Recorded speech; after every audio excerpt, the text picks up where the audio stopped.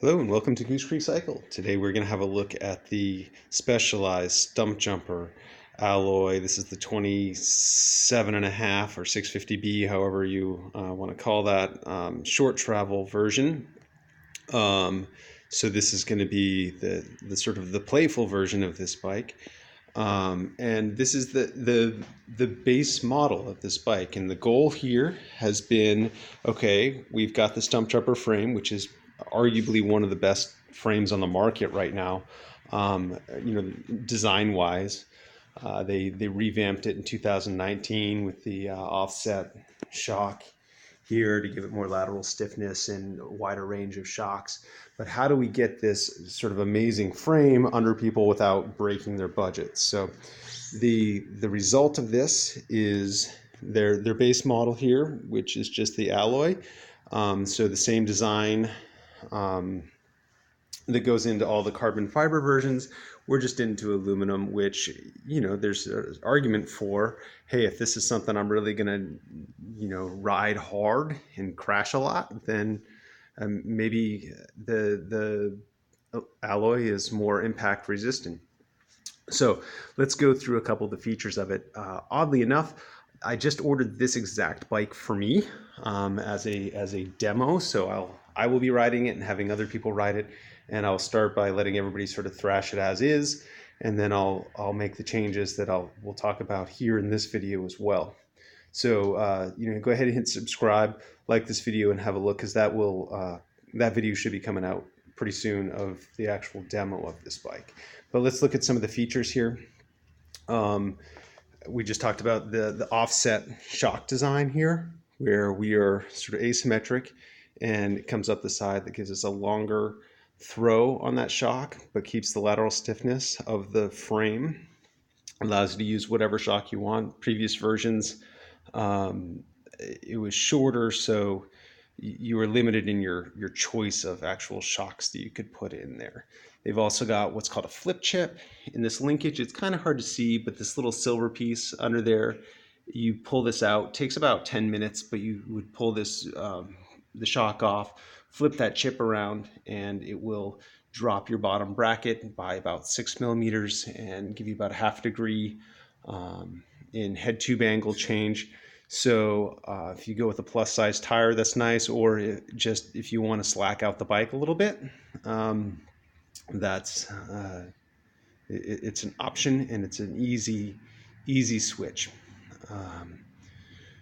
It's going to come stock with a dropper post here, so that's a bonus. The build here on this bike is the SRAM SX Eagle, which is 12 speed.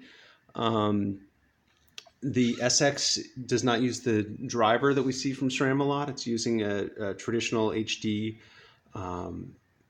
splined hub, which is good. Actually, I'll sort of move to that in a minute, but it's fine.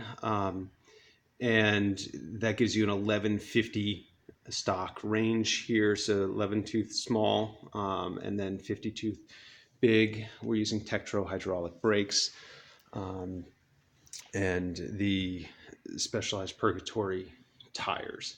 So overall, the sort of first impression of this bike, we're using a RockShox Recon here, is that it's a really cool bike. It's one of my favorite frames. The build is a little bit heavy. This thing tips the scales just under 35 pounds at a medium stock. So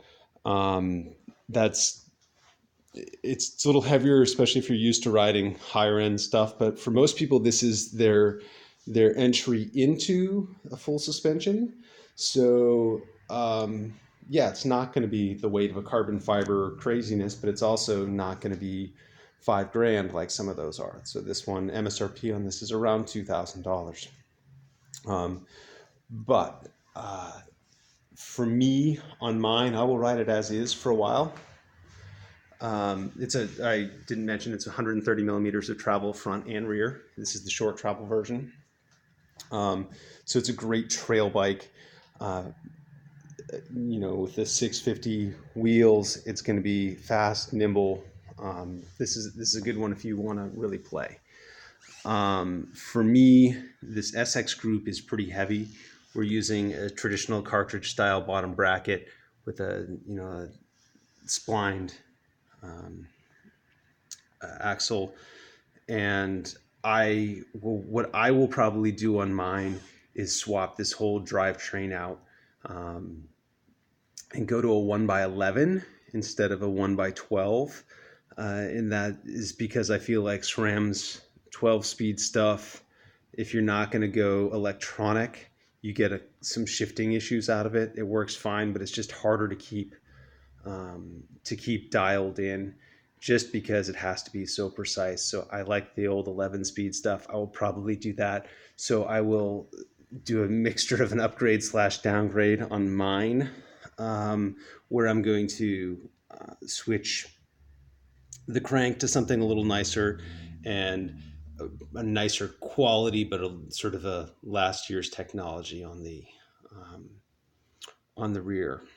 So that's neither here nor there, but that's something that if you're gonna get this bike and upgrade later, it's a thing to consider, because everything's going to come stock 12 speed. And I tell most of my customers, if you're going to go 12 speed, go all the way, go electronic, because the electronic stuff, albeit very expensive, is the most precise, and you need that precision with this 12 speed setup, because a small cable contamination will mess with you.